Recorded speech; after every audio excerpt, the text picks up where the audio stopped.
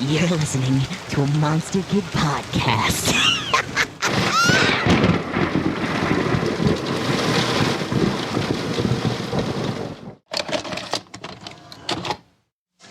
Why don't we rent a video tonight? Yeah, can we please? On a weeknight? Yeah, come on, Mom. It's okay. Sure. Come on. Let's throw caution to the wind. Put a little weekend in your week. Rent a video. Well, hello, everybody. Welcome back to Vericon Video, a show where we relive forgotten and unforgettable movies that once lined the shelves of video stores everywhere. I'm Brandon. And I'm Jordan. And it's been exactly 3 years since the doors of our video store opened, so here's to many more to come. We made it! We made it! Woo! And today we're heading into the not-so-distant future to kick off our first entry in a new themed series on imposters and doppelgangers. We're talking Gattaca from 1997. So sit back, relax, and welcome. Welcome to the Cafe 80s, where it's always morning in America, even in the afternoon. Ladies and gentlemen, this is your captain speaking. I have the only gun on board. Welcome to Con Air. Welcome to Jurassic Park. Okay, good evening, America, and welcome aboard Apollo 13. I'm so glad you could come. This is going to be such an exciting day. I hope you enjoy it. I think you will. Vincent has always fantasized about traveling into outer space, but is grounded by his status as a genetically inferior invalid. He decides to fight his fate by purchasing the identity of a genetically superior man, Jerome Morrow. As Jerome, Vincent joins the Gattaca space program, where he falls in love with Irene, while an investigation into the death of a Gattaca officer complicates Vincent's plans. Okay, so as one of our opening questions here, this is probably a phenomenon that is very specific to my generation, but science class movies that are so relevant to the subject at hand in a science that they are shown in science class at school, not like the sub is here, so we're going to watch a movie kind of deal, as this is relevant, let's watch this. This is a unit ender kind of movie. Right. Did you have any of these? Because this counts as one of mine. Yeah, I was thinking about this. Not many come to mind. Like the science teachers I had really didn't show movies, but I had a biology teacher that did. But she would just show episodes of The Twilight Zone and cool. The Bad Seed for some reason. But likely it wasn't because it pertained to anything we were talking about. It's just like, hey, this is kind of fun. But I think this movie is a good one for that. And I think Jurassic Park is a popular science class movie too. Yeah. It's like, we're talking about genes and mitosis and meiosis. Yeah, let's throw on some JP. Yeah, it works, I guess. And again, Gattaca around, I think 10th or 11th grade biology and the study of cells and genomes and genetics. This was in my class mentioned, but in a lot of people that I went to high school with, they watched this movie. And so I knew about this movie because of just what it thematically meant and what the concept was. Yeah. But also, I'll mention here that at the very end of my 8th grade class, my science teacher that year, who's probably one of my favorite teachers I've had, he was just a really good guy. He said, okay, we're ending the year. We've only got a couple weeks left. I'm going to just put on my favorite science movie or my favorite movie, and it was Apollo 13. And so we watched Apollo 13 for the last week of class or so, and it's a pretty good movie. So, yeah. As far as science teacher favorite movies go, it's a pretty good one. Yeah, no, that's a good pick. And I'm thinking we may have watched October Sky. Oh, yeah. In a science class. And maybe Twister. And so the big science class movies, I guess they have to do with genetics, space, and natural disasters. Yeah, probably. I think we watched October Sky, not in science class. I think just in one of the other classes in 8th grade, because we definitely watched that movie. Because it'll never leave my head the southern accent of Jake Gyllenhaal going Sputnik. Sputnik. I just remember Chris Cooper and his "You Belong in the Mines." In one of his 7,000 deadbeat dad performances. That's all he plays. Yeah. I would also say Contact would be a good one to show in science class, but probably not in the South because it questions the existence of God. But and it questions the existence of David Morse. So maybe that's not very kind to show there. I do love that movie, though, I will say. It's a great damn movie. I do too. Yeah. So if you're interested, you can check out our episodes on Contact and Twister. I think both or at least Contact is on Patreon. But yeah, Contact is a Patreon. I'm not sure about Twister. Yeah. I'm a bad podcast co-host. I should know that. So the other thing that comes up a lot in this movie is swimming. Are you much of a swimmer? Yeah, I did a great deal of swimming in like summer camp because my summer camp had like instructional swim periods, teaching you how to do it, giving you all the strokes, backstroke. And with me, it was the you got to do a lap without touching the bottom of the pool, and that was always tricky for me because me without meds, trying to float all the way. But yeah, no, I'm a pretty decent swimmer. I'm not the fastest, despite my wingspan, but I can get by in a lake or a pool situation, and I can try for a bit. So I can swim. Yeah, I can do pretty well. Nice. Yeah, I'm not that great at it. In fact, when I was in 3rd or 4th grade, I failed swimming lessons. Oh. I even have my mother has the card that I got. It's in a scrapbook somewhere where it just says incomplete and then a sad face drawn on it. Oh, man. Whenever I bring this up, people ask me, how do you fail swimming lessons? Well, for one, I refuse to dive off the diving board without holding my nose. Okay. So, well, even to this day, I'm still very anxious about opening my eyes underwater. Oh, yeah, me too. Because, I don't want to fuck with my vision because that's one of the great things I got. Right. So, I'm still very cautious in the water, but I can hold my own. So when did you first encounter Gattaca? Well, I heard about it through, science classes and through biology. And I knew conceptually that this was a cool movie, but I didn't get to watching it until a couple of years ago. I think it was my senior year of college or somewhere around there where I was like, you know what? I haven't watched this yet. It looks cool. I wonder if it's any good. And of course, it was. It's great. And it's always really stuck in the back of my head. More people should really be talking about this movie. This is really good, despite being not your average sci-fi movie. And we will get to why that is later. Yeah, I'm trying to remember when I first saw this. I think I saw this on TV for the first time because I don't remember renting it and I don't remember seeing it in theaters. So I'm pretty sure this was on HBO or something. It's one that always stuck with me because I remember especially the color palette and the production design really stood out to me. But also, I think it was the first movie that I saw Jude Law in. Oh. Yeah. Yeah. This might have been his breakout film. It was around this time, at least, because he does this and then he does Talented Mr. Ripley and then he's everywhere. So yeah. All right, let's give you guys a little bit of background on Gattaca. I don't know why I said it that way. Background on Gattaca. Gattaca. Sure. So the film was shot under the working title The Eighth Day, a reference to the 7 days of creation in the Bible. However, by the time its release was scheduled for the fall of 1997, the Belgian film Huitième Jour had already been released in the U.S. under the title The Eighth Day. No surprise, because that's the literal translation from French. But anyway, as a result, the film was retitled Gattaca. Better title. The Eighth Day from a title standpoint is also kind of similar to The Sixth Day, which would be in a couple of years, which wouldn't do well at all. But also, can you imagine Arnold Schwarzenegger in this movie? We already know he's genetically superior. I've seen twins, so Yeah, man, Pavement was his enemy. I haven't seen that one in a long time. Really, the only things I remember about that movie besides Arnold are Tony Goldwyn as the villain and Michael Rappaport.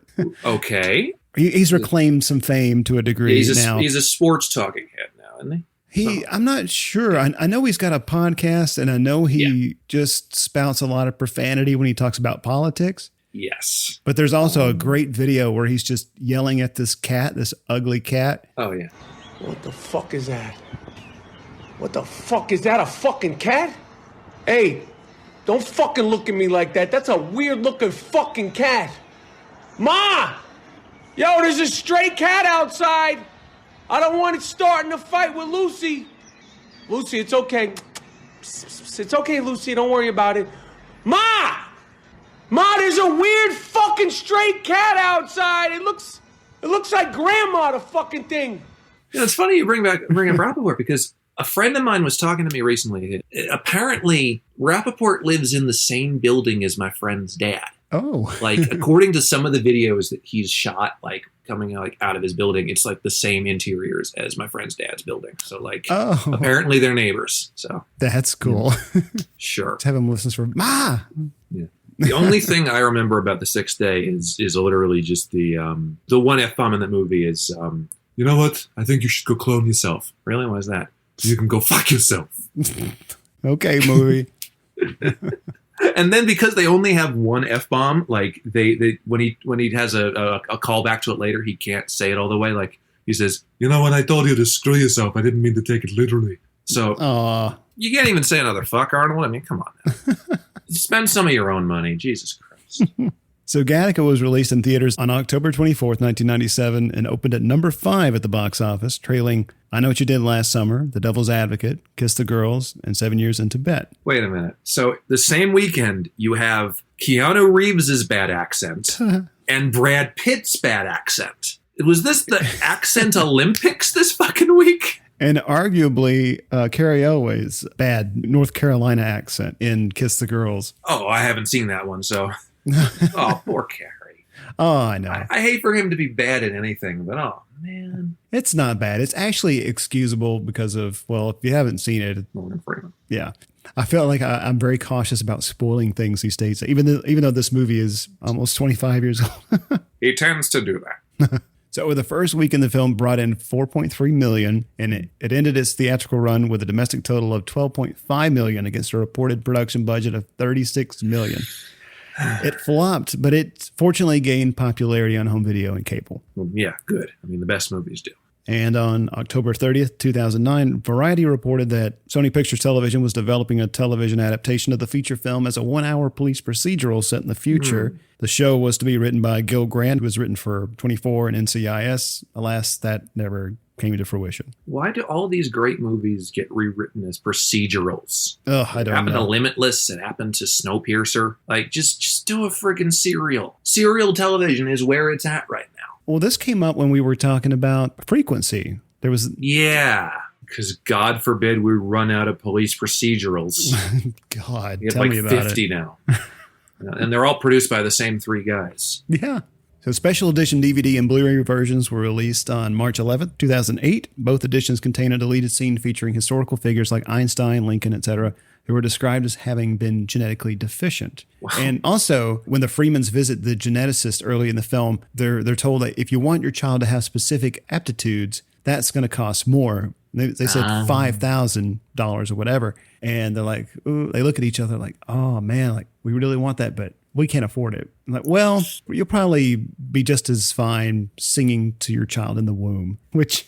Okay. Yeah, which we'll talk about that scene a little bit later, but the film was released on Ultra HD Blu-ray this year, 2021. And although critically acclaimed, Gattaca was not a box office success, but it is said to have crystallized the debate over the controversial topic of human genetic engineering.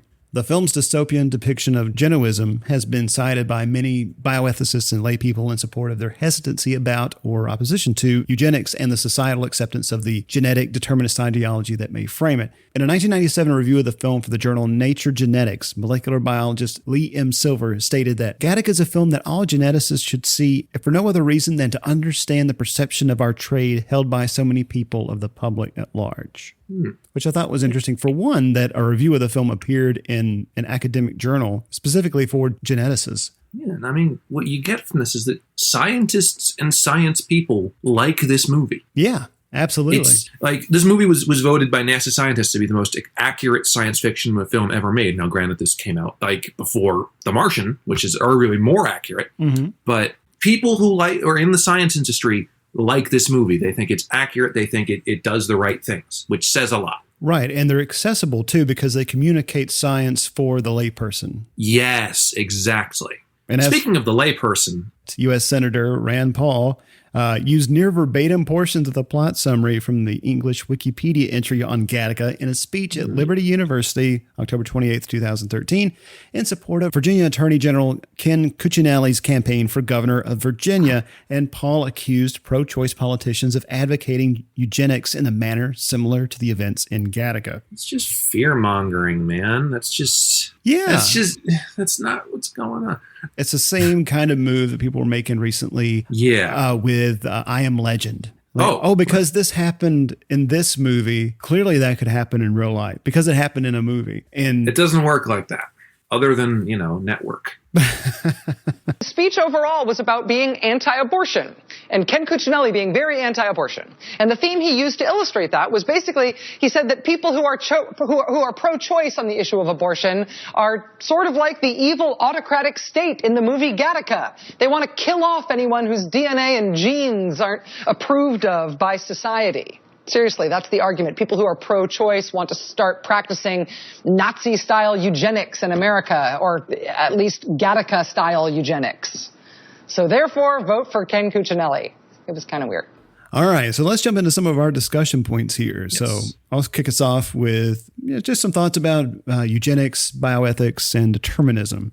So first of all, this movie presents a world in transition from the natural conception of what they call godchildren to custom-ordered designer babies without abnormalities or things that could prevent them from leading normal lives or becoming a burden on society. Right, and like in the scene with Blair Underwood as the we went talking to the parents. There's a line: "You want to give the child the best possible start. Believe me, we have enough imperfection built in already." When deciding Anton's makeup as they're sort of deciding the traits for the younger son. And so basically what's happening is that any sort of spontaneity and any sort of luck is being sort of filtered out, and everything is controlled, and everything is, even the little eccentricities are controlled. So it's left nothing to chance, and it's all engineered by science. Right, which is interesting because at this point Vincent's already born. Yeah. And it's like, well, we left a lot to chance there. Maybe we want to be a little more careful.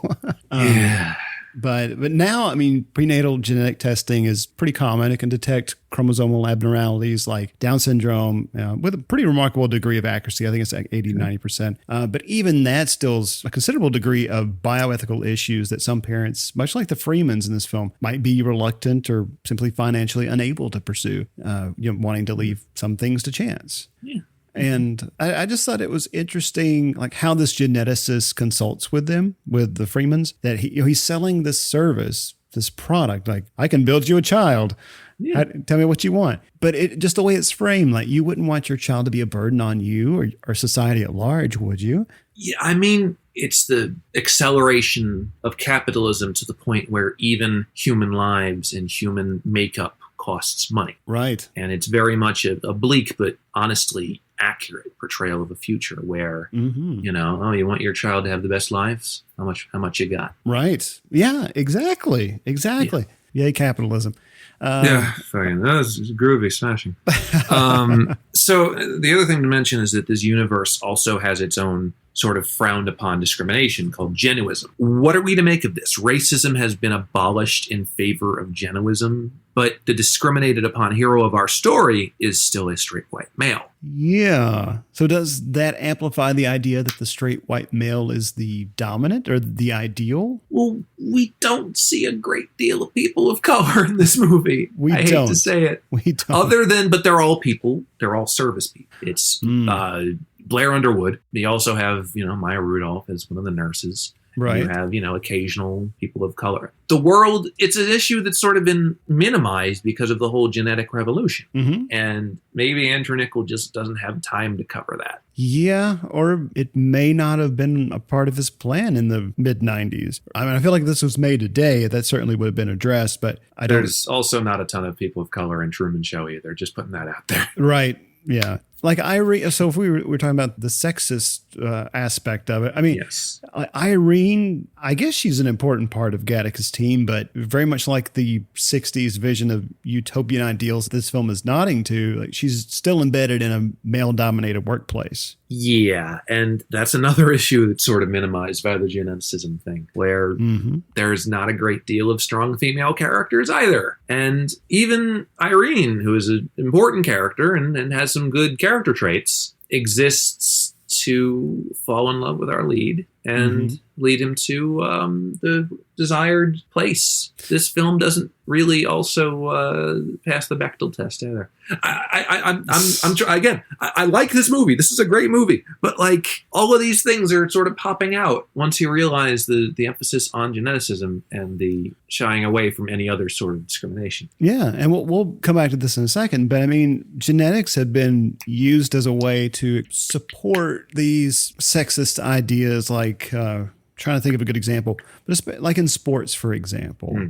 Like women can't do the same thing as men, or women are biologically or genetically inferior to man. This coincides with the idea that even like the old, at least Christian religious idea that women should be subservient to men because a woman was created from the rib of man and all that sort of stuff. So I think a lot of that is also really, really deeply buried below the surface, but just because of that old school time frame that it's mimicking at some point. Yeah, it's very 60s-esque in some places. Yeah. Also, there's an extended scene with the Freemans at the clinic, and they mention that they want their child to marry and have children because they want grandchildren. And to me, that also reinforces a heteronormative vision and the notion that parents can be selective about what their offspring does and how they live. Like, sure, some things we want left up to chance, but other things, you know. It reminded me of the study that reported findings of a gay gene in 93 that could be manipulated to essentially eradicate homosexuality. Like one UK article called it a promising find for parents. But that claim about the gay gene has been strongly refuted by more rigorous and comprehensive studies. But again, like just think about it in context. That was 93. And then I'm trying to remember when Dolly the sheep was cloned, but I think like 97, 98. Right. So it was around the same time that genetics were in the public conscience. Right. But yeah, so I just thought that was curious, or I was just puzzling over, the implications of that, where we want a child that not only looks like this, but will be this. Yeah. And even without the use of genetics, this is still, the ideas that parents have to this day. There's the whole thing where the kids are 1 year old and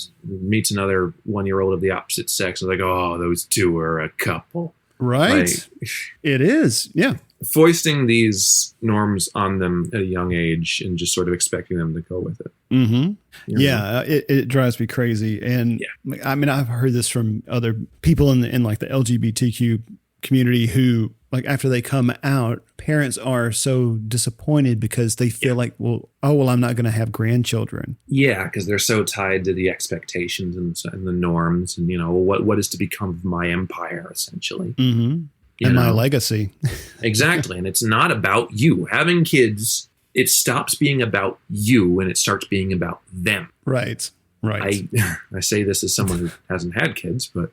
right. Yeah. I don't have kids either, but these are conversations that are still happening. Yes. So it's important to bring up.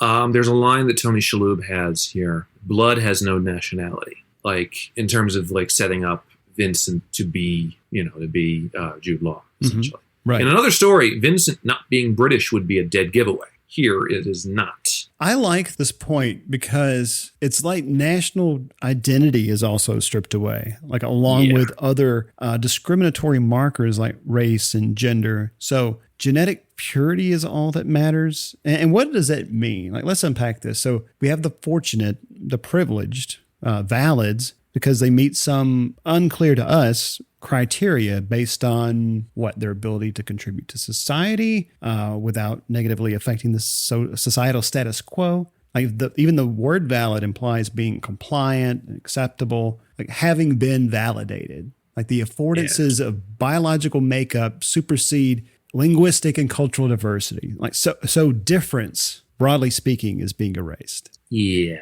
that's a lot to, it is digest, especially in what is now in 2021 a very like the age of every American looking kind of the same is kind of over because of A, immigration, and B, neurodiversity or like diversity in general. Mm-hmm. So the fact that in this future we've engineered a very homogenous sort of lifestyle for everyone is scary. No, it is. Yeah, I mean, I guess erasure is the most precise way of putting it. that I can think of, I mean, especially in American culture where it is so culturally diverse that things simply disappear. And I don't know, I feel like our national identity is very undetermined, right, and ambiguous. I digress, as I often do, because that's what you come here for, right? Yeah, of course. Yeah. You know, our digressions are the best digressions. You should see me in class. Oh, with my digressions. I think it's like I'm trying to teach people like another little layer of something, because teaching BizCom is fucking boring. Or it's boring for them and it's boring for me. So I'm trying to make it interesting. This itself is a digression. It's okay. No, it's all right. Okay, this is something I thought was cool. I think the concept of Vincent having to learn how to write with his right hand, you know, guess no one orders Southpaws anymore, is really cool. Not just from this movie, just in general. Like, every once in a while, I'll get the thought, like, what if I teach myself to write with my left hand? Like, forget that that's the hand that got fucked up by the autism. And, you know, it doesn't move as swiftly as the right. There's like figure motions I can't really do with my left hand as well because it's not wired as well. But, like, there will be moments where I'm like, yeah, I can still teach myself to write with my left hand. It'll take a while. But you know, but then again, I have to establish here I'm a crazy person, and don't try that at home.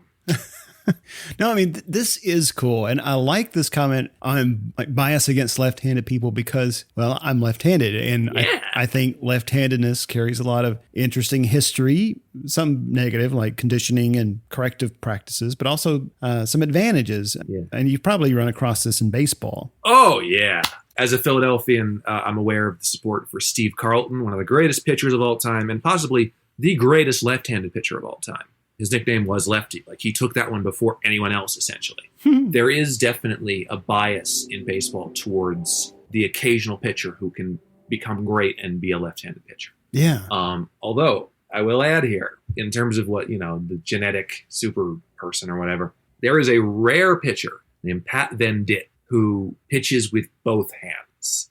Whoa. He is the ambidextrous, or as one newspaper famously did, amphibious pitcher. He has a great fastball with his left hand. He has a great fastball with his right hand. He bopped around for years. He played for the Oakland Athletics, Toronto Blue Jays, Dodgers, I think a couple of years ago. He's been everywhere. But he's cool because, like, you know, you never know which one he's going to throw with. And that's kind of awesome. I might have mentioned this on the show before at some point. I think it might have been the frequency episode. But since I'm left-handed, or I pitch left-handed, but I bat right-handed. Oh, my dad's like that. I couldn't throw up a ball and hit it. Okay. And so that was very problematic when I played baseball for that 1 year when I was 10. And it perplexed the hell out of my really drunk coach. But this is a story for another time. His name was Red, and he had... Oh, the South. Oh, yeah. His name was Red. He had red hair and a red face. That'll do it. Red nose from drinking all the time. Yeah, exactly. We could also point to greater likelihoods of being successful in the creative arts, stronger problem-solving skills. So there are some advantages, but in this world, in the world of Gattaca, a southpaw would likely be chosen for very specific reasons. Yeah. I got nothing. I'm sorry. No. Then there's also the narrative of disability, of Eugene having failed because of being confined to a wheelchair, as the society only rewards the able-bodied, the genetically advanced. He won the lottery and still failed, and now gets to live the life he didn't have to live. It's an unlucky situation. The scene where Vincent returns from Gattaca saying he got the job, and Eugene looks up and goes, "Of course you did." Eugene's resume with Vincent's ability to walk is the perfect candidate. It just sucks it couldn't be Eugene. Yeah, and we return to this idea frequently, like hints of Eugene's regret. Like when Vincent freaks out because his eyelash was discovered and he starts flushing everything. What does Eugene say? It says, when they look at you, they don't see you anymore. They see me. Right. And I'm not sure if this is the right place to talk about this, but I want to mention it here. Oh, sure. So when Vincent/Jerome is on the ship, like he's going to Titan, and Eugene climbs into the incinerator shower, because that's the thing, as he burns, we see the metal around his neck. It's two swimmers on the front. And it echoes the competitive swimming aspect of Anton and Vincent's fraternal rivalry. But could it also symbolize Eugene and Vincent's relationship, like the connective tissue of their own semi-fraternal bond and somewhat complicated journey together? Yeah. Maybe there is symbolism here. There is definitely a theme of, like, you know, being good enough, being commemorated enough, being, like, rewarded enough for, what you can't control, what is genetically there. Mm-hmm. And it just points out the flaws in the system of rewards in general. It's broken. The best aren't the best anymore. Vincent can beat Anton in a swimming race. Mm-hmm. Eugene can lose the use of his legs out of sheer boredom, essentially. Yeah. It's not as set in stone as the construct would make you believe. Right. Yeah. And for me, it's also just a terribly sad end for Eugene, because Vincent achieves his goal. He's on his way to Titan, presumably where he'll no longer have to prove his validity. And that renders Eugene useless, and Eugene's gift to him of his lock of hair is both a sample to use, but I think it's also a tangible token of remembrance to not be forgotten, as the real Jerome Morrow and all that he is erased from existence. And in a way, he does live on through Vincent, but it's just terribly tragic. It is. And it just, I knew it was coming this watch. And so I was even able to sit with it and watch him sort of say goodbye to him, knowing it was the end. But like the first watch, it's devastating. Yeah. And for me, it was kind of shocking. Yeah. Because that is a terrible way to go. It is. But also, I wanted to mention the way that is shot, or the way that sequence is edited. Him turning on the incinerator while he's in it. Yeah. The next shot is intercut with the rocket ship exhaust. Yeah, definitely. It adds emotion to both parts. Mm-hmm. Irene, meanwhile, sees her weak heart that we find about as a deal breaker for potential romantic interest. Vincent, Jerome. Mm-hmm. Like, forget that they're both gorgeous and have the hots for each other because of one genetic defect. They're star-crossed lovers, or so she thinks. Yeah, the romantic angle in this film is also very subdued, like much of this film. Yeah. They recognize they have this connection, like over time, but we don't really get much resolve from that because Vincent's, he's got a flight to catch, so. Yeah, it's just sort of there because it's a movie in the 90s and it needs a romantic subplot. Exactly. So, now, the thing that I've always remembered about this movie, just from conceptual, I'm like, wow, is the 12-fingered piano maestro. Mm-hmm. Now, extra or missing fingers is seen now as a genetic defect, product of inbreeding, yada, yada. But here, it's a genetic home run, something that can be seen as a prized talent, especially for a piano, something that can be rewarded by the high classes. What are we to make of this? All right, this is a great question because this is one of the scenes that stuck with me the most since I first saw it. Because I was thinking about the idea of difference again, like difference in the piano player's case. Like, is it an advantage? It does lend an exotic air to him and that he can perform something only someone with that many fingers can play, and it's beautiful. But is he also a commodity? Like, for such a stark and rigid society, there is this appeal for the arts and the aesthetically pleasing. So could it be that this player's parents wanted a world-class pianist and ordered him that way? Or is he just a polydactyl godchild who found a way to be deemed valid? The movie doesn't really answer that. But honestly, this should have been the movie. Yeah, right? 12-fingered piano player. Yeah. Call it 144 keys. This is the second movie in a row we've talked about with the piano player. Oh, you mean over the piano? I'll turn your fingers into pretzels. Having a thought. It's coming. It's coming. It's gone. Sorry. We're still in Dick Tracy land. I'm so sorry. It's been a fucking month. Yeah. No, I think that scene raises a lot of questions. Yeah. And I wouldn't say we have any answers for that, but I think questions are just as important. So let us know what you think. I think it's a cool idea. If there are any 12-fingered piano players out there, give us a ring. All right, so let's talk a little bit about classism and exceptionalism. Yes. So another theme that this movie plays with is classism. So if you're genetically privileged, you can be an astronaut if you want to be, but if you're not, you'll be in a thankless service role, the new underclass, as Vincent calls it. Exactly. These people don't get the good jobs. Like Vincent's father says to him early, the only way you'll see the inside of a spaceship is if you were cleaning it. Right. Because of who and what you are, your dreams and aspirations mean nothing because this world will never accept you. Exactly. It's the way it's built, it's the way it's constructed, it's the way you're constructed.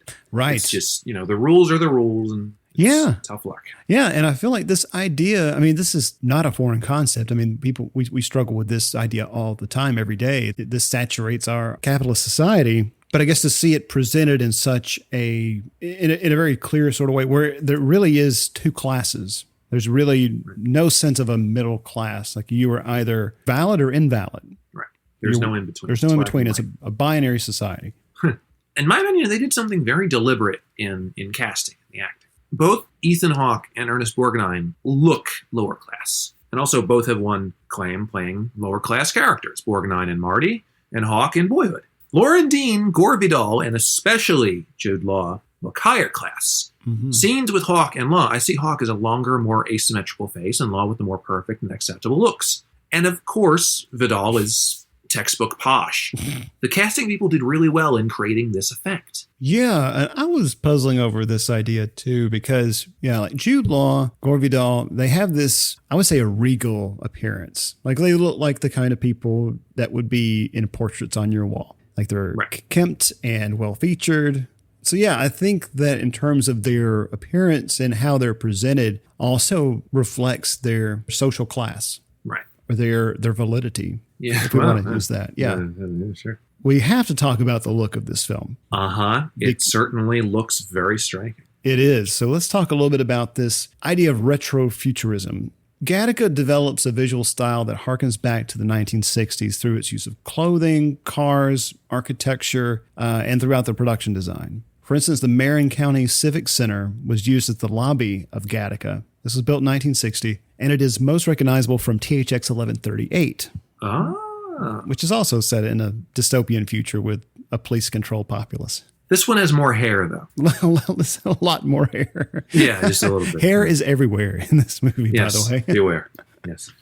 Colleen Atwood did the costume design for this movie. John Rolfs did the production design here. This film looks striking to me. It is a mixture of some Frank Lloyd Wright architecture, some very calm, futuristic gray palettes, and this design of costumes and sets and everything. This is a very prim and proper future. Yeah, we've talked a little bit about Atwood before, but this is the first time we've come across Rolfs. He's a Dutch production designer who later worked with Niccol, again, on Simone. With us and the Dutch. And yeah, I know, right?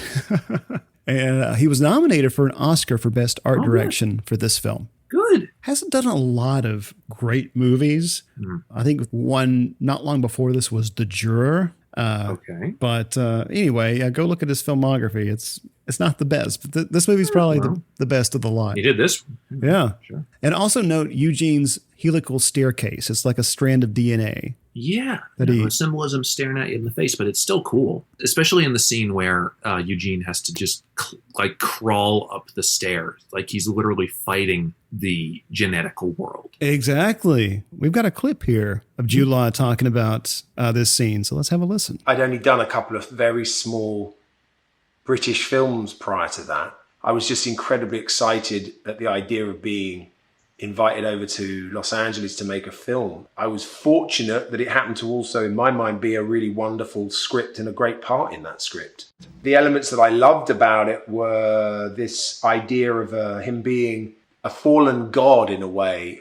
He's told that he's the best of the best, the sort of alpha, and he fails. And the idea of what that does to you emotionally and how he treats himself physically in response. He sort of drinks and smokes himself to death, really, or at least into a stupor. In a way, the way we viewed it was that Ethan and I were playing two halves of a whole, that these two characters, Eugene and Jerome, sort of are one person played by two people, was really interesting and exciting. Playing someone who's paraplegic, to me, was a real responsibility of getting the physicality right and understanding the emotional journey and sense of being in a wheelchair. When I got to the set, we had this incredible staircase, and I worked with someone there who was a paraplegic, and we just went through step by step, literally, how he would ascend this incredible spiral staircase if he had to at pace without help. I worked on that with him, if I remember rightly, for a week or so. And what's extraordinary is without the use of your legs, you know, what other parts of the body you use. And I remember waking up the next day covered in bruises because you're using your rib cage much more and your elbows. It was a wonderful insight. The best way I can describe this movie is it's a future that looks like the past, which is funny because Sky Captain. But the costume design for this movie is very dapper, old-fashioned, and prim. while taking place in a cleanly but extravagantly designed future. And what are we saying? That the genetic revolution has brought us backwards as society as well as forwards? Maybe that the world has regressed to a state of social conformity and conservatism. Everything has a sterile, free from impurity aesthetic, a good and acceptable society distilled into its most productive and efficient form. It's an austere place. It's built for a purposeful way of life. It's like ornamentation has been abandoned in favor of pragmatic, systems-oriented design. Like everything has a purpose. All else is stripped away. It's unnecessary. I mean, you definitely don't forget the look of this movie. That's what I'm saying, because it's just, not every sci-fi movie looks like this. No. Which brings me to my next point, which is Gattaca may, in fact, be the world's subtlest sci-fi film. Yeah, tell us about it. Yeah. Now, okay, without sounding pedantic, we need to remind ourselves here, what is science fiction? It's not simply things happen in space in the future with machines or whatever. That's still fantasy. Star Wars is a fantasy because it's too clean. Flash Gordon is definitely a fantasy. Science fiction is the jumping off point from science fact. What if all we knew about science in all of its nebulous, mathematical, heady glory took the next logical step? It's easy to categorize sci-fi in written form. I mean, Isaac Asimov is science fiction. Robert Heinlein is science fiction. Arthur C. Clarke is science fiction. Ray Bradbury is science fiction. Moreover, Douglas Adams is science fiction. Sometimes Hitchhiker's Guide to the Galaxy comes off a little fantastical, but it's still very bleak and granular and dirty. Yeah. I mean, science fiction is rarely simple, too. Right.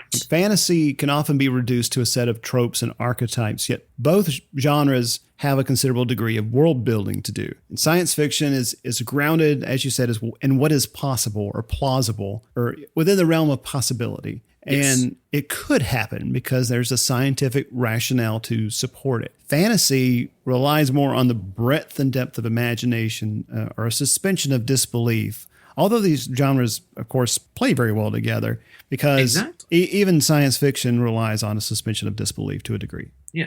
All of these Marvel movies that are out now that are trying to be science fiction, like Guardians of the Galaxy and things like that, they're all still fantasy. They're all still action adventure. Mm-hmm. It's not bleak enough. And that's the thing. Science fiction filmmaking is harder to categorize, but to me, a science fiction film cannot be too hopeful. Science is logic. Storytelling is hopefulness in place of logic. Science doesn't have happy endings. So aside from texts of people I've listed above being adapted, Bicentennial Man, Starship Troopers, and Predestination, 2001, A Sound of Thunder, Hitchhiker's Guide movie, the people who've been influenced by them land in this genre as well with the science fiction. To me, the perfect sci-fi film is Brazil.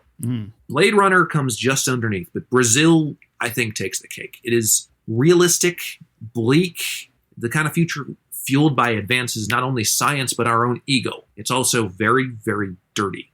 To me, science fiction needs to be dirty. It cannot look clean like many space operas and fantasies do. You need to see the grime, the misuse, the parts coming off of it, which is why I think Villeneuve's Dune will be definitely true science fiction. Yeah, I like the examples that you point to here. And I don't know, I was thinking about this earlier. I'm not too sure that sci-fi, for me, has to be dirty, but I'll say that this makes perfect sense because a world that prioritizes technological advancement often abandons social and cultural progress, even if that's the goal. I think that's why sci-fi speaks so well to ethical issues like cloning and ubiquity of robots and other assistive technologies, but also war, civic discord. So to put it simply, I think technological innovation and its offspring become too big for humans to control. Like we can lose control of it. We lose sight of what we wanted to do with it in the first place, and we lose control of ourselves in the process. I mean, we see this reflected in a lot of sci-fi movies, especially in the 80s and 90s. I mean, RoboCop comes to mind. Yes.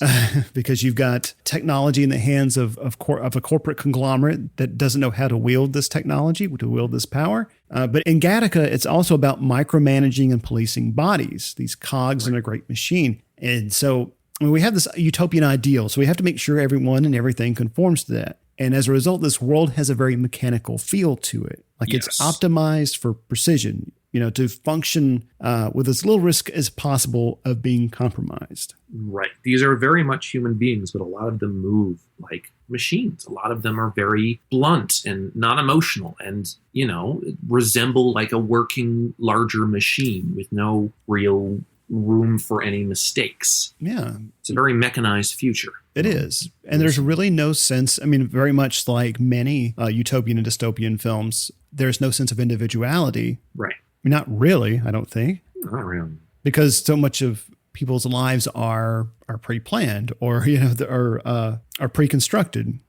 I mean, it's not like to the degree of, say, The Matrix. Well, but I mean, if we want to take that metaphor of people being cogs in a great machine, I mean, it's a very similar kind of idea. Yeah. You have people in the service of a greater system. Right. But since it wasn't written and directed by a radical, it doesn't really go to the places The Matrix does. That's a good point. Good point. Well, Andrew Niccol is a lot of things, but Andrew Niccol is no Lana Wachowski. No. So, but yeah, this movie exists in a very clean world, but it's also very lived in. It's clean for a reason, because the genetic revolution favors the cleaner upper classes rather than the dirtier lower classes. There's an underlying theme of cleanliness as well, as Vincent has to pare off any loose skin or hair, be completely clean-cut and perfect-looking to fit into his society, which also goes back to class. The dirtiness comes from some of the technology, especially the analog detection devices. A lot of the devices that Xander Berkeley uses, or the world functions, it's still very much old-timey. It's not like virtual stuff. It's still very much 80s era computers. Yeah. And I think that's kind of cool that there's this crudeness to some of this tech, especially the kind used by the police. Mm-hmm. And yeah, you mentioned the stuff that Xander Berkeley's character uses. It seems like there's a bit of absurdity in the design. Like you've got this big industrial photocopier looking thing that Xander Berkeley squirts one drop of pee into. There's just something very strange about that. And you need this large apparatus to just say, yeah, this is the person. Imagine having to scrub your body of dry skin so rigorously every morning and having to go through this routine of putting on a finger blood sachet and a urine bag and all of that just to get ready for work every day. Well, if you're deep enough into the routine, you don't think about it. Yeah. This is how you do to survive. Yeah. Cleanliness, right next to godliness. Yeah.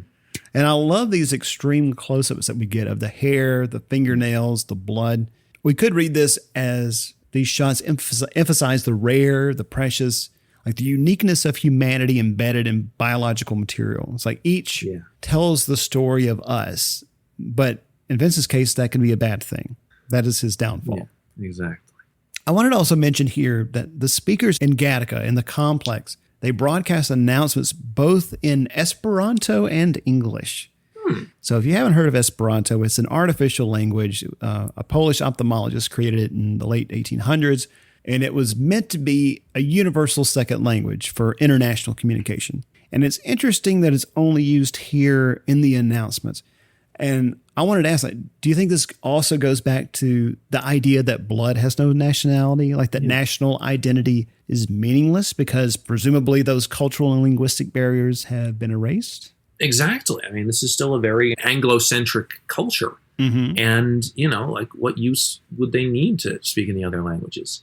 I mean, I'm glad they used Esperanto instead of Pig Latin in terms of other accessible languages. But yeah, it does reach the point that we're not really communicating with other cultures. We're just communicating with ourselves. That's it's about self-reliance and self-preservation. Yeah. And, we only need to communicate with ourselves. Yeah. It's it's a very insular culture that occupies this world. I mean, we don't know where this is or when it is. I mean, the not too distant future, whatever. But I guess there's something so displaced about this world. Like, it could be anywhere. It could be anywhere, but it's very American. Oh, yeah, absolutely. Yeah, we've talked a little bit about this film as being minimalist and subtle. Unlike most sci-fi from this era, which doubles as action adventures or thrillers, like even in some of the trailers and earlier reviews I consulted in preparation for this episode, it seems like they tried to market this film as a sci-fi thriller. And that's how some critics framed it too, especially in the unfavorable reviews. Maybe that's why they were disappointed, because they went in expecting a thriller. So I guess that thriller marketing would get people in the door, but I mean, they're here. Those elements are here, but they're pretty minimal.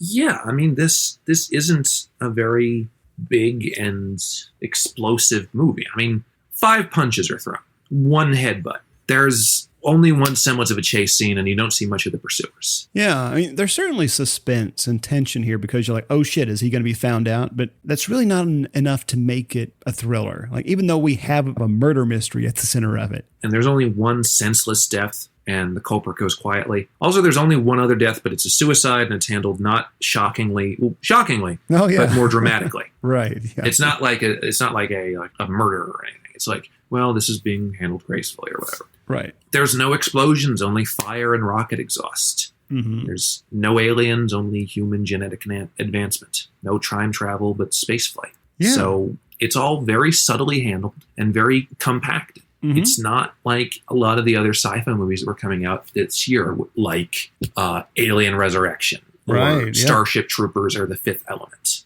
Those are big and explosive and action sci-fi movies. This is a drama. Mm-hmm. I agree. I'm looking at my shelf right now to see where I have this categorized. Yeah, where do you have this categorized? I'm looking. I have it in sci-fi. Okay, good. Because it is a sci-fi movie, but it's just not your average sci-fi movie. Right. It's a thinking man's. It's a thinking man's sci-fi. I would compare this movie to Tinker Tailor Soldier Spy, honestly. Oh. Because that was billed as, an action spy thriller. Mm-hmm. And then I went to see that with my friend who loves big explosive movies. And he didn't like it because it was very subtle, very self-contained, very quiet, not a lot of explosions, only a few deaths. Mm-hmm. And it was a thinker. And he didn't like thinkers at that point. I did. But, yeah. Those are my favorite kinds of movies. Yeah. I like those that feel very self-contained. They're, for the most part, quiet. And you just spend, like after you've seen it, you spend the rest of the afternoon or evening trying to make sense of it. Frequency was like that as well. It was. Yeah. Yeah. Another surprisingly good, thinking person's sci-fi movie. Right. Which is certainly more of an action thriller, but at its core is the science fiction. Right. We got some acting and character work here to talk about. Yes, we do. All right. So we've got Ethan Hawke as Vincent/Jerome. Yeah. The big casting thing here I have here is that Johnny Depp turned down the role of Vincent in order to do the movie The Brave. Gattaca would get a wide release. Score for Ethan Hawke. I had no idea this movie, The Brave, existed. I had to look it up. If you haven't heard of it, it's a low-budget drama directed and co-written by Johnny Depp and his brother with Marlon Brando. Yeah. Which they'd worked together in 94 on Don Juan DeMarco, but anyway. And it's a strange film because it never had an official wide release. And it's a very odd film. It's about, because Johnny Depp plays a Native American, which already you're on thin ice. But he's a Native American who is tasked by Marlon Brando's character to star in a snuff film.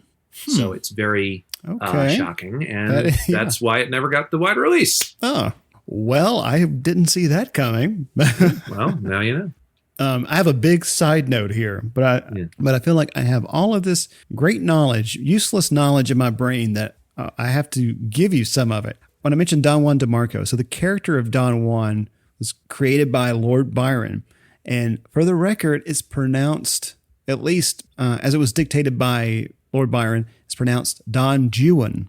Now, so it's a long poem, and it's written in this poetic form called ottava rima. It's like stanzas of 8 lines of 10 or 11 syllables with the rhyming scheme A, B, A, B, A, B, C, C.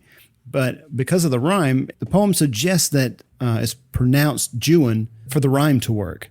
So okay. So there you go. Just did he get that from Shakespeare or something? Was that an extra line, an extra word from the? This is such a bad joke. It was a cut line from Merchant of Venice, where somebody comes around and says, "Hey, Shylock, what you doing?" I'm so sorry. It's okay. I'm so sorry. It's and again, okay. we're back to Al Pacino. Yeah, Byron was a couple hundred years later, but interesting guy, Lord Byron. If you didn't know, like you monster kids out there might have heard of this. If not, he was pals with Mary and Percy B. Shelley. They were hanging out on vacation in Switzerland when Mary Shelley came up with the germ for Frankenstein. And there, while on vacation, the story goes it was a dark, stormy night, and they were trying to entertain each other by coming up with ghost stories. And so Lord Byron's personal physician was there. His name was John Polidori. He wrote a story, or a novella rather, called The Vampire. And it's widely accepted to be the first story to successfully bring together all the disparate elements of vampirism into a coherent literary genre. And this was almost 80 years before Dracula. So, yeah.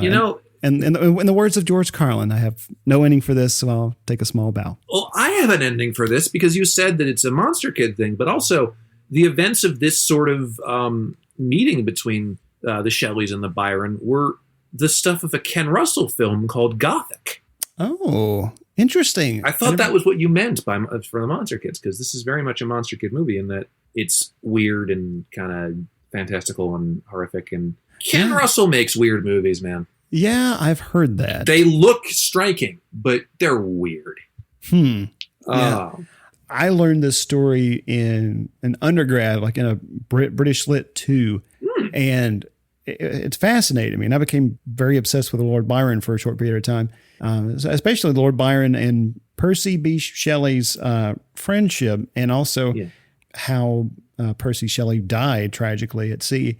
But anyway, that was a large digression. But yeah, we do those here. Yeah, we do. Ethan Hawke in this movie. Yeah, let's talk about Ethan Hawke. Yeah, hot take. I think Ethan Hawke is hotter than Vincent than he is in Jerome. I mean, something about the unkempt geek here works for me more than the proper Hawke, but I won't judge you if you prefer the opposite. That's a good question. I mean, yeah, I dig it. I dig it. I like the hair. I like the glasses. Yeah, yeah. A little geek look. You know, he looks like he's got a little Thomas Dolby thing going on there. Yeah, no, I dig that look. But he's great here. Yeah, no, he is. He is. Yeah, we shouldn't just talk about his looks. Right, but, right. No, he fits this character really well. He's good as the sort of underdog type, but he's also very good at blending in. And, he's a great lead. He's a great, compelling male lead here. And I think he does well enough here that it's kind of surprising he didn't get a lot of similar parts for a while. Right. No, he's a great actor, and I'm glad that he's doing some cool stuff now. Yes. And is kind of getting back into the limelight, because did you see that Paul Schrader movie he was in? I think it was Paul Schrader. I haven't seen it, but I heard very good things about First Reformed. First Reformed, yeah, that was a trip. But he was very, very good in that. Of course. And he's also one of these actors that plays really well off other great actors. Oh yeah, he's able to build really convincing chemistry. Right.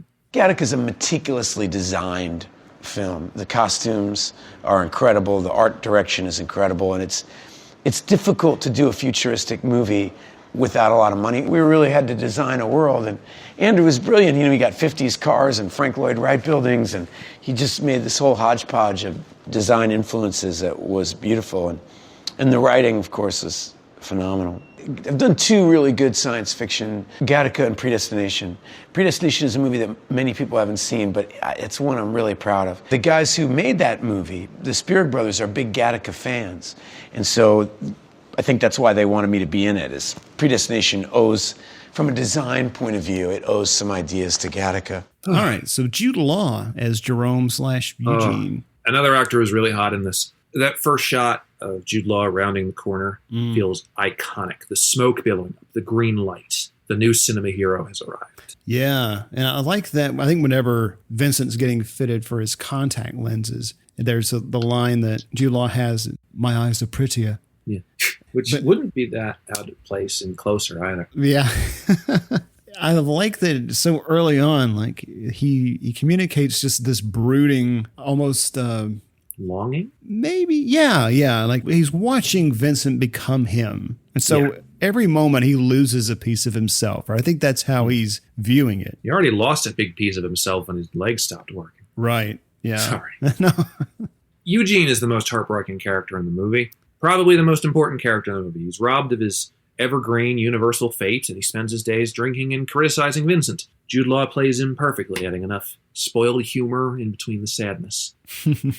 Giving angry, pissy Eugene the one F-bomb of the film was a very good idea. Yeah. It happens in the scene with the cop. Oh, yeah. Where he's in front trying to get in. You fucking flatfoot. Yeah. Which, that cop, by the way, was that Dean Norris? Yes. Okay. That is Dean Norris, a.k.a. Hank. Yeah, Jude Law is very popular on our show. He is. Yeah, this is at least the third movie that we've done with him. Yes, he's great. Surprisingly, two of the ones that we've done of Jude Law have been from the incredible 2004 he had. Yeah. So this is 97. So we talked about this a little earlier before we started recording, but was this his breakout role, or was it Talented Mr. Ripley? Because that's also a story about a man assuming Jude Law's identity. Yeah, they're popular.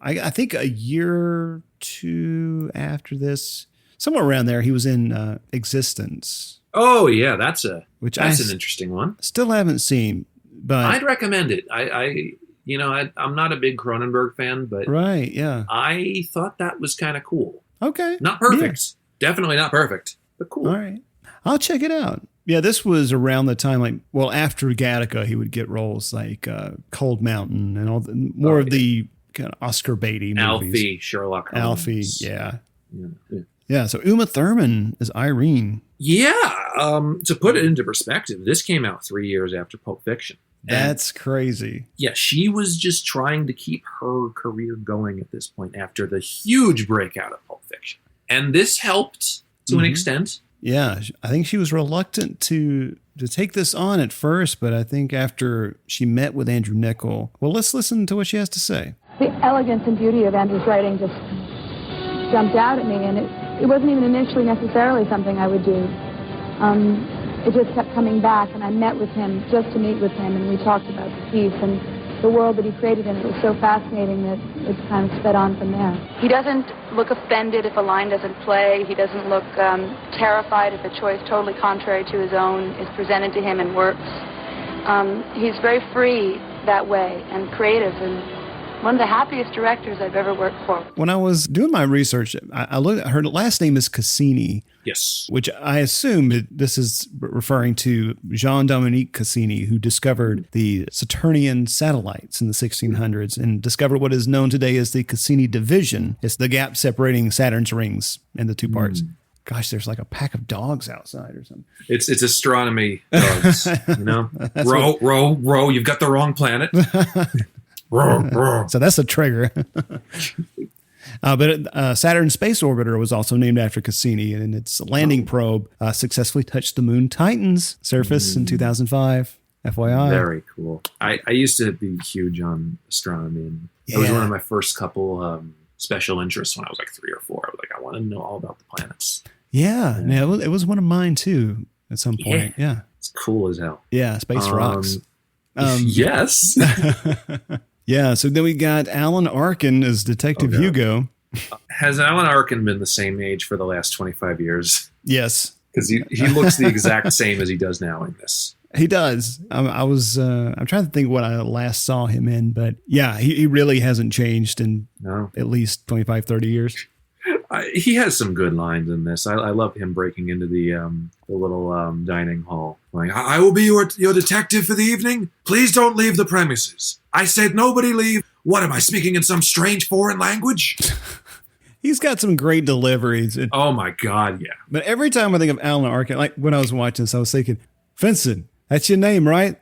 Listen to me. Fuck a lot of women, Vincent. Not just one woman. A lot of women. But more importantly, I'll go fuck yourself.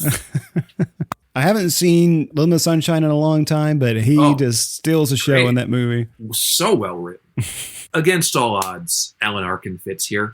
You wouldn't think that he would, but he just does. He just works with this world. Yeah, why do you think that is? Like, do you think it's his attitude that he has that he puts off? Like, he's a detective, but he's not necessarily like hard boiled in any sort of way. He's almost like like a second in charge under Anton in a way. You know, something about him is a little rough around the edges and a little not as homogenous as the rest of the world, which got me to thinking, hey, what if he's genetically inferior as well? Oh, wouldn't that be something? What if he wormed his way in? That's cool. Yeah. We got to do a sequel now. Yeah, Gattaca 2. Well, I mean, we don't have Ernest Borgnine, which is too bad, but no, we just, Yeah, I wonder what Lauren Dean is doing these days. He plays not much. Adult Anton Freeman. Let's talk about him. Yeah, watching this movie a second time and knowing that he's Anton from the start, it's great because you see him take the steps to protect his brother while also trying to find the killer.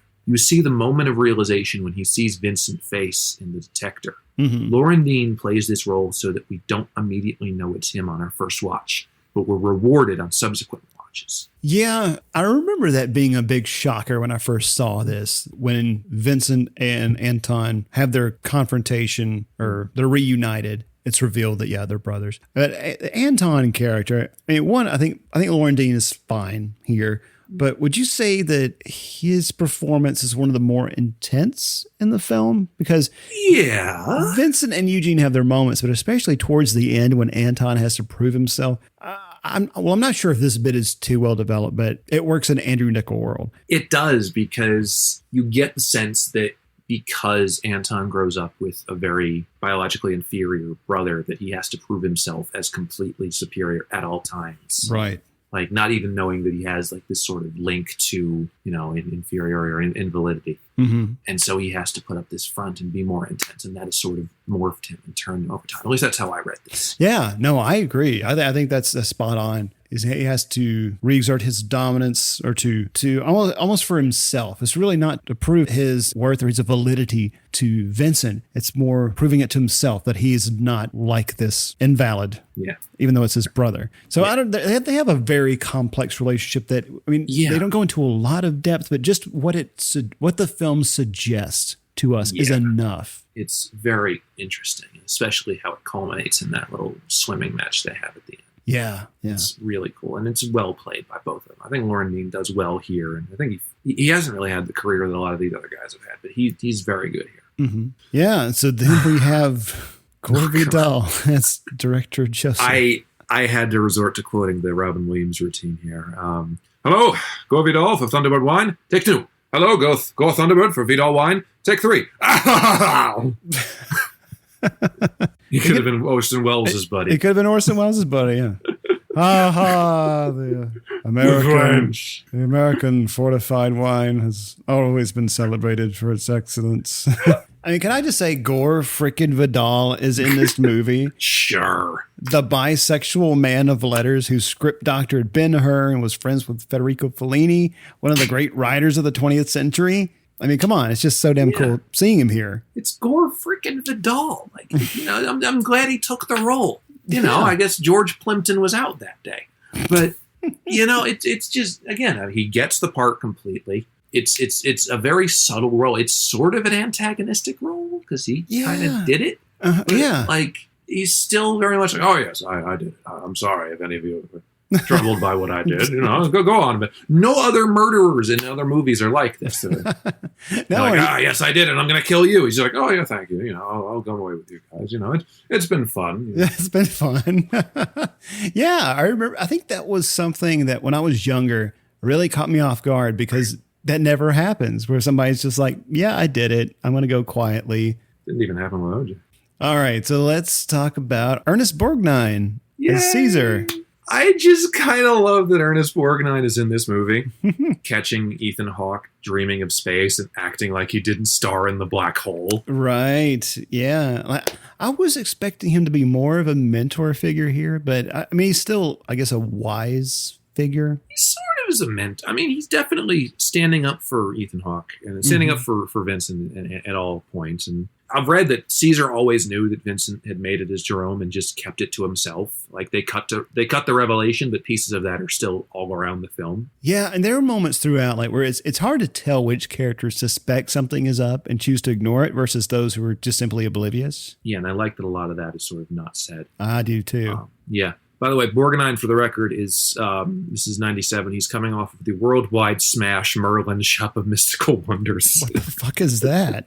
Oh, am I enlightening you on this? It's a Mystery Science Theater film. Oh, I think it's one of the last ones they ever did in the original version, and it's basically 2 or 3 different horror movies sort of slammed together as an anthological thing. That is sort of strung together by a scene of Ernest Borgnine telling stories to his grandson. And it's not, but from that, it's not really a kid's movie. There's one where it's like a demon cat or like just some sort of like demonic presence. And whenever these horrifying things happen in this movie, you just hear in the Mystery Science Theater cut, one of the guys going, And then, kid, now sit down, you gotta listen. And then the cat's flesh was roasted, and with all these burning things. And you just hear, Grandpa Borgnine, no! So whenever I think of Ernest Borgnine, I think of Grandpa Borgnine. Oh. It's funny, when I was watching Simone last night. Is he in that too? Kind of. Pacino is going through this database of actors and actresses trying to find qualities to put into the Simone's programming. And one of the people that go across the screen is Ernest Borgnine. You see his headshot. I was like, oh, shit. Greatest. There he is. Yeah. You know, who doesn't love Ernest Borgnine? I also, he just has some really good reads in this movie. Like, I like him saying to, I think Vincent, he says to him, you might get ideas.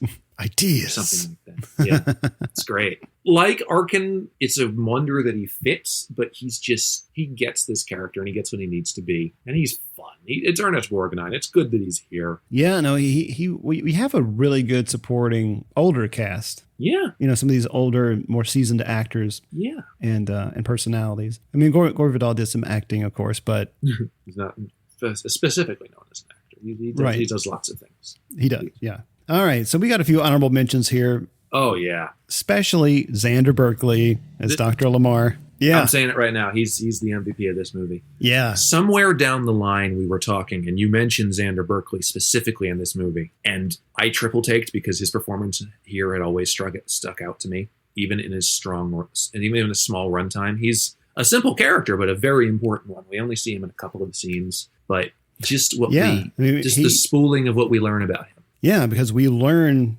towards the end. I mean, he's ultimately the one who we know has frequent contact with Vincent as Jerome, and he is kind of the last gatekeeper. Yeah. You know, he's the one that Vincent has to get through to get on the ship. And they do a different type of test, right? Yeah, it's a different sort of test, and of course, this one will find Ethan Hawke. This one will find Vincent out because he hasn't prepared for it, and right. You know, he still lets him through. And throughout, Xander Berkeley has talked about his son. He suggests that his son is invalid and is a great admirer of Jerome. Exactly. And so that aspect of the character, for such a small character, it resonates so much throughout the themes of this movie. It's such a cool reveal, and it just puts the entire character in a new light, and a lot of the film in a new light, and it just makes you feel really good. Yeah. I should mention that I've tried to get Xander Berkeley on this show.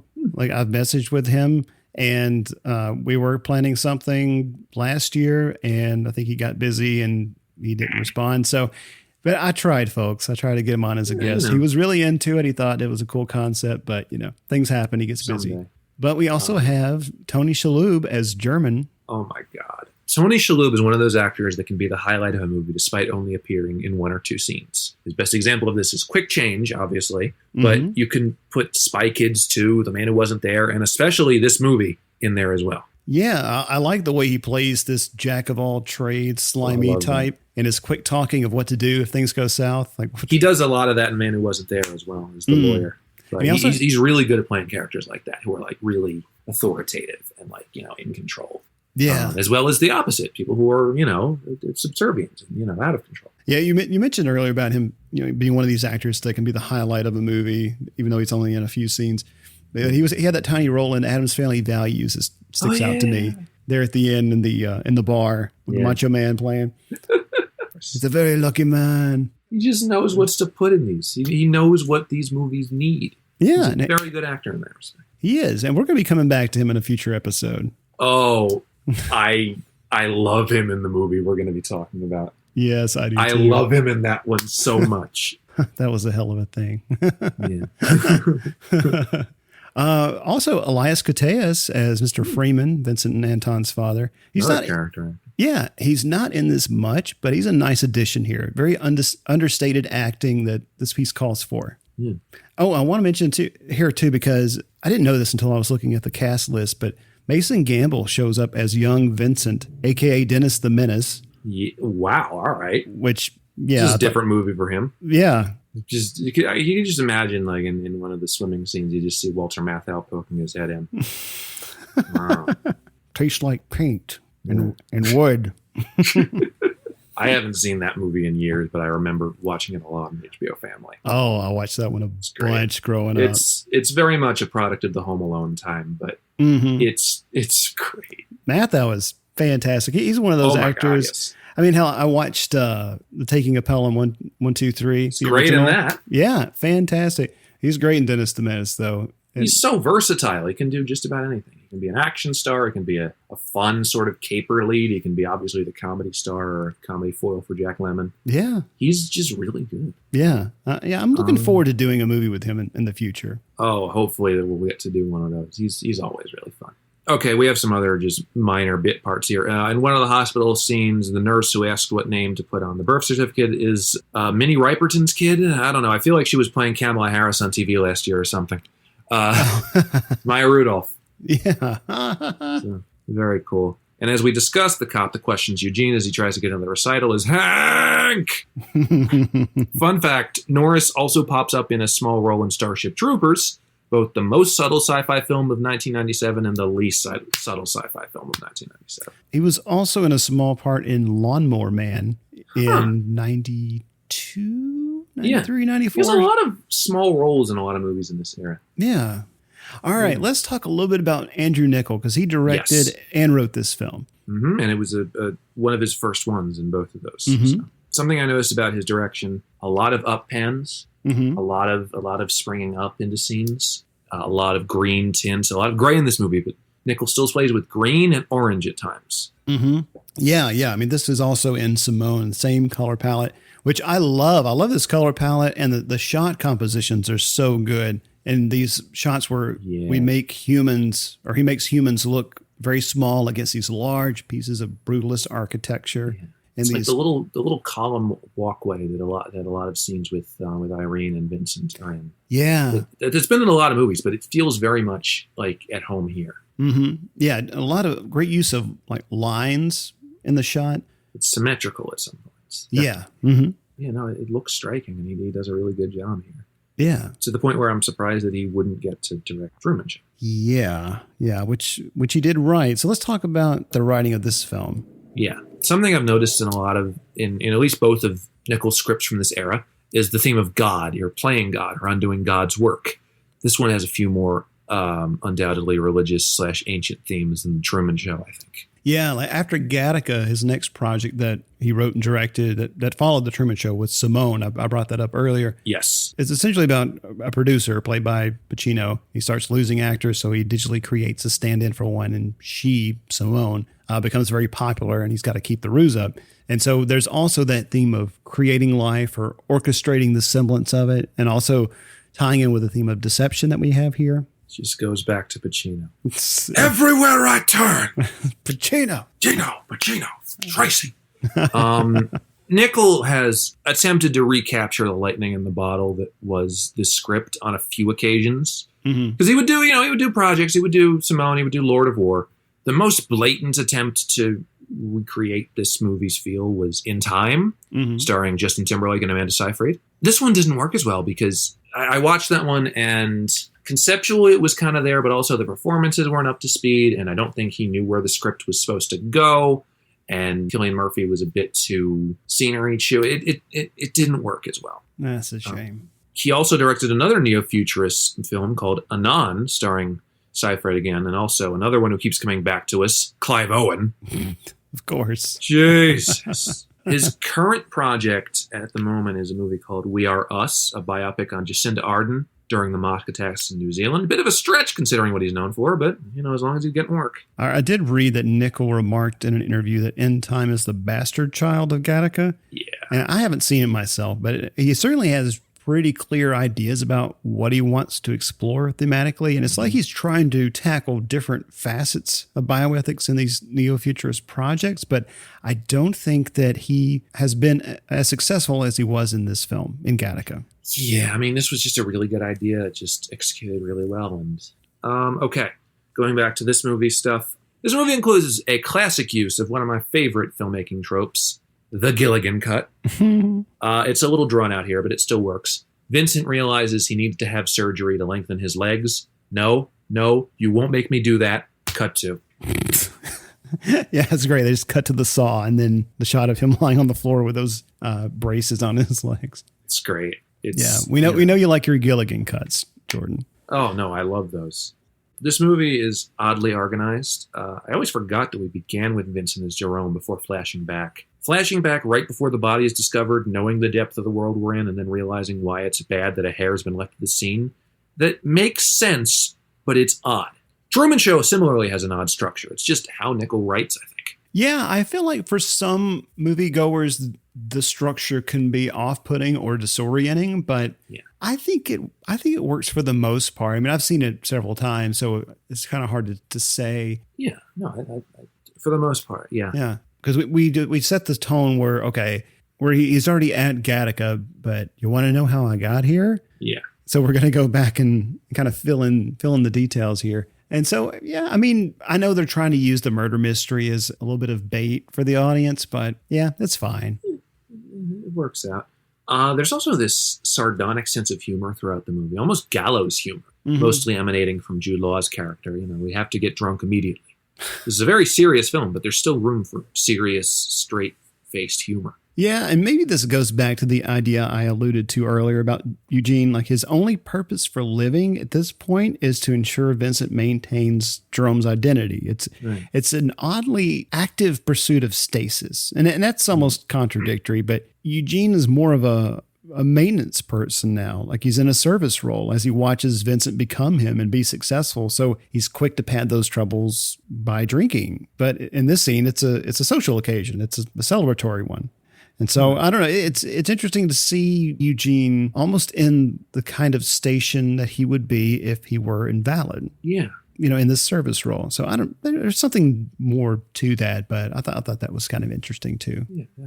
All right, the score. This was composed by Michael Nyman. I just put one word here, heartbreaking. Yeah. Especially towards the end. Mm-hmm. Yeah, absolutely. I still can't quite nail down my feelings about the score. I really like it. I'm trying to figure out how to describe it. It's sad. Like, it has this longing vibe to it. It's organic, but yet strict in its presentation at times. One way we could read this is that it amplifies the idea of the human spirit and its friction with this heavily regulated and stark world that it's a part of. Might be a stretch, but No. you get the idea. It works. Yeah, no, it's still it's memorable. It fits the mood of the piece. It's not too bombastic. It's just very effective. Mm-hmm. So are there any memorable or key scenes that we haven't discussed yet? Most of Tony Shalhoub's scenes, but also his the scene where we meet Jerome, where Shalhoub's smooth-talking slickness works the best here. He has a lot of great lines, and he's in full control of the situation, and it just works. Mm-hmm. We also have the scene right before Vincent goes off to Gattaca for the first time, where there's an argument between him and Eugene. It's a hot sample. You've been drinking again. There's more vodka in this piss than there is piss. Just a lot of great back and forth. Probably one of the best showcases for the Jude Law, Ethan Hawke dynamic. Yeah, and the way this is written is really good too, because it comes down to like 3 different bags of piss in the freezer or the fridge. He just says, "Yeah, for Fridays is good. Yeah, there shouldn't be any vodka in that piss." He says, "Oh, all that's left is Wednesday. Oh, yeah, Wednesday. That's the one." Yeah, so it's a very funny. There's slight tension, but it's a good way of knowing where our characters are. Yeah. Eternally and playing with dynamics. So you've been drinking again. I haven't. Yeah. The intercutting in the scene where Anton probes Gore Vidal, like detective probes, while Vincent runs on the treadmill. I just needed to be clear there. The editing makes this, but also the building tension as Vincent fights to keep the pace extraordinarily well. Yeah, because we have established that the monitor on his chest has been, I guess, it has a pre-recording of Eugene on a conveyor of sorts on his wheelchair. Just before he gets off and he takes the monitor off, there's a glitch. Yeah, and we get a shot of his heart rate. Yeah, and it's going wild, and Xander Berkeley gets a peep at it. But somebody says, "Hey, Jerome, are you all right?" "Oh, yeah, never better." And he walks into the locker room, and he's about to pass out from exhaustion. Yeah. It's a tense scene. I also really like the sequence where Jerome has to play himself in the house. Mm-hmm. The tension, climbing the stairs, pushing himself into place. Also the tension with Anton, knowing he's not Vincent, knowing what he's doing. Who are you expecting? Yeah. Plus the reveal of Vincent coming into frame afterwards, Mm-hmm. and then Irene beginning to place it entirely. There's so many great character bits that happen over the course of this scene. Even the little kiss that Irene is sort of forced to give Jerome. Right. Yeah, no, that's a great scene because it's like without saying anything, without establishing anything, he has to, or Eugene has to, I mean, the way he plays it is like, oh, hello, darling. And she has to, what? Oh, okay. She has to figure it out Yeah. and then yes and as much as she can. Right. Yeah. No, it's a cool scene, man. It's very cool. It's just well cut, well filmed. Just works really well. And then, as we discussed, the final scene with Sandra Berkeley and Ethan Hawke. I never did tell you about my son, did I? Masterfully done by both of them. Also, this is the first of 2 movies where a character's final line is telling Ethan Hawke's character that he's going to miss a flight. The other, of course, is Before Sunset. Yes. I love it. Yes. Well, you turned into Rickman there. Oh, yeah, I did. Grab Yes. fast, hammer, what a savings. What a savings. We'll get there. We'll get there, folks. We'll get there. All right. So the award for extra of the film goes to... Well, clearly it's the security guard that gets punched 5 times and headbutted once by Ethan Hawke. All of the violence on just one guy. Yes. He takes all of the violence in this movie, besides that guy who got whacked by Gore Vidal. But what do you mean by that? Oh. It really couldn't be anybody else, I don't think. No.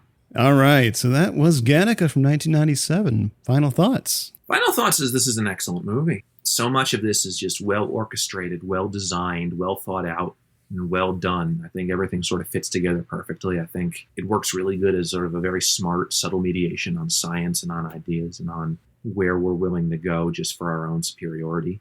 Always remember how good this is whenever I put it on, and I wish more people would seek it out and speak more about it. Yeah, absolutely. I remember this movie came up just randomly in conversation on a previous episode, and I told you that I've always wanted to do this movie for the show, but I wasn't sure if many people had seen it, and you reassured me they have. They have, yeah. This has a nice following. Yes, and so I'm really glad that we talked about it because thematically, I mean, there's so much here to unpack. There's so many different layers, so many different themes, and aesthetically, it's a very well crafted world that Andrew Niccol has fashioned here and in order to support a lot of his thematic interests. And yeah, this is fucking good. This is a good time.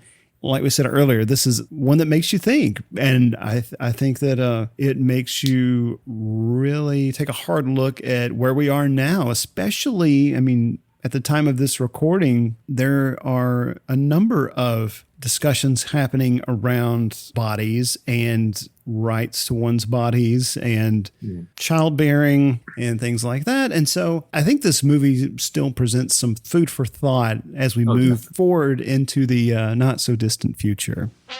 Coming soon on video cassette. I'll perform this feat in a manner never before seen by any other audience in the world.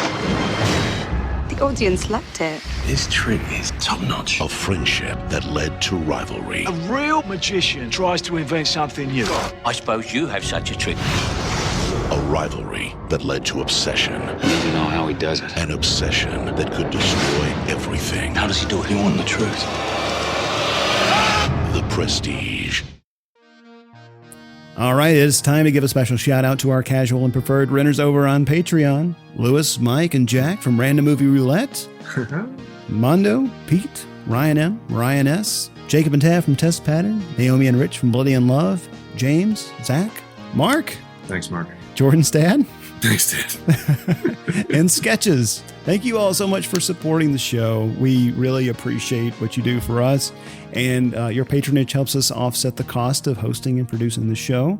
If you're not a patron, but you're interested in becoming one, head over to patreon.com/VericonVideo for more information, because we got a lot of great perks for you, starting at $2 a month, such as bonus episodes not available on our main feed, commentaries, and a super cool gift pack loaded with Vericon Video merch and other little surprises. Remember to rate and review the show on iTunes. If you have questions, suggestions, or just want to tell us what you think of the show, drop us a line at VericonVideo@gmail.com. You can DM us on Twitter at VericonVideo, or you can give us a call and leave a message on the Vericon Video hotline at 312-620-5560. That's all for today, but we'll be back in the not-so-distant future to talk about more forgotten and unforgettable movies pulled from the shelves right here at Vericon Video. So long, everybody. You're going to miss your flight. Goodbye, Vietnam! That's right. I'm history. I'm out of here. I got the lucky ticket home, baby. Okay, bye-bye. Thank you. Bye-bye. Bye-bye. Bye-bye, Jenny. Bye-bye, boys. Have fun storming the castle. Bye-bye. Do take good care of yourself. What is this, your farewell speech? Going home. Have a good trip. Hasta la vista, baby. I have to go. Adieu, auf Wiedersehen, Gesundheit. See you